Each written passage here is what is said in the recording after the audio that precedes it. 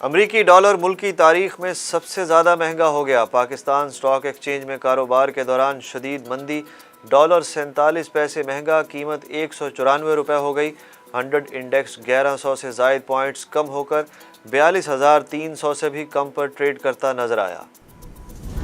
وزیر اعظم شہباز شریف کی عمران خان کو فوری چیف سیکیورٹی آفیسر فراہم کرنے کی ہدایت۔ عمران خان کی سیکیورٹی پر پولیس، ایف سی اور رینجرز تعینات۔ بنی گالہ ہاؤس کی سیکیورٹی کے لیے پولیس اور ایف سی کے 94 اہلکار تعینات کر دیے گئے۔ ذرائع کے مطابق دوران سفر عمران خان کے ساتھ اسلام آباد پولیس کی 4 گاڑیاں اور 23 اہلکار، رینجرز کی 1 گاڑی اور 5 اہلکار بھی موجود ہوتے ہیں۔ عمران خان کی سیکیورٹی کے حوالے سے وزیر داخلہ بھی میدان میں۔ رانا ثناءاللہ کہتے ہیں عمران خان کے پاس جان کو ممکنہ خطرے سے متعلق اگر کوئی ٹھوس ثبوت ہے تو وزارت داخلہ سے فوری شیئر کریں، حکومت مکمل تحقیقات کروانے کے لیے تیار ہے۔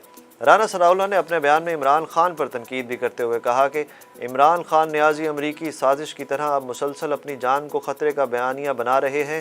سابق وزیر اعظم چاہیں تو جان کو خطرے سے متعلق معاملے پر ایک جوڈیشل کمیشن بھی قائم کر سکتے ہیں۔ عمران نیازی اپنی سیکیورٹی کو سیاسی پروپیگنڈے کے طور پر پیش نہ کریں۔ حکومت کو درپیش چیلنجز سے نمٹنے کے لیے وزیر اعظم شہباز شریف کی زیر صدارت اتحادی جماعتوں کے قائدین کا آج مشاورتی اجلاس۔ حکومت کے مستقبل کے حوالے سے اہم فیصلے متوقع۔ وزیر اعظم کابینہ کو بھی معاملے پر اعتماد ملیں گے۔ وزیر اعظم شہباز شریف سے ایم کیو ایم پاکستان کے کنوینر خالد مقبول صدیقی نے ملاقات کی۔ ملاقات میں موجودہ ملک کی سیاسی صورتحال پر گفتگو اور تفصیلی مشاورت ہوئی۔ وزیر اعظم شہباز شریف کا گندم خریداری کے اہداف پورے نہ کرنے پر صوبوں پر اظہار برہمی۔ وزیر اعظم شہباز شریف کی زیر صدارت ملک میں گندم اور آٹے کی قلت کی صورتحال کا جائزہ لینے سے متعلق اجلاس ہوا۔ درآمد کی جانے والی گندم کی صوبوں میں شفاف تقسیم کے لیے فوری کمیٹی قائم کرنے کے احکامات جاری۔ شہباز شریف نے کہا کہ تمام یوٹیلیٹی سٹورز پر آٹے کی 10 کلو قیمت 490 روپے برقرار رکھی جائے۔ آرٹیکل 63A کی تشریح کے لیے صدارتی ریفرنس کی سپریم کورٹ میں سماعت۔ اٹارنی جنرل اشتر اوصاف اور نون لیگ کے وکیل مخدوم علی خان نے التوا کی درخواست کر دی۔ چیف جسٹس نے اظہار برہمی کرتے ہوئے ریمارکس دیے کہ التوا کی درخواستوں کا مطلب ہے حکومت تاخیر کرنا چاہتی ہے۔ چیف جسٹس عمر عطا بندیال نے ریمارکس دیے کہ اٹارنی جنرل 3 بجے آ جائیں، ان کو سنیں گے۔ سپریم کورٹ نے نون لیگ کے وکیل مخدوم علی خان کو آج ہی تحریری دلائل جمع کرانے کی ہدایت کر دی۔ سپریم کورٹ نے پی ٹی آئی کی الیکشن کمیشن کو نوٹس جاری کرنے کی استدعا مسترد کر دی۔ سپریم کورٹ میں پی ٹی آئی کی درخواست پر سماعت کے دوران جسٹس اعجاز الاحسن نے پی ٹی آئی کے رہنما فواد چودھری کو بطور وکیل بات کرنے سے روک دیا۔ عدالت نے مقدمے کی سماعت 2 ہفتوں کے لیے ملتوی کر دی۔ پنجاب اسمبلی کے ڈائریکٹر سیکیورٹی سمیت متعدد افسران گرفتار۔ ترجمان پنجاب اسمبلی نے بھی director security major retired Faisal Hussain کو گرفتار کرنے کی تصدیق کر دی۔ سیکیورٹی اہلکار سہیل شہزاد، لیاقت علی، طبیب اور اسامہ کو بھی گرفتار کر لیا گیا۔ ترجمان پنجاب اسمبلی کے مطابق پولیس کی جانب سے اسپیکر پرویز الہی کے پرسنل سٹاف افسر کی گرفتاری کے لیے بھی چھاپے مارے گئے۔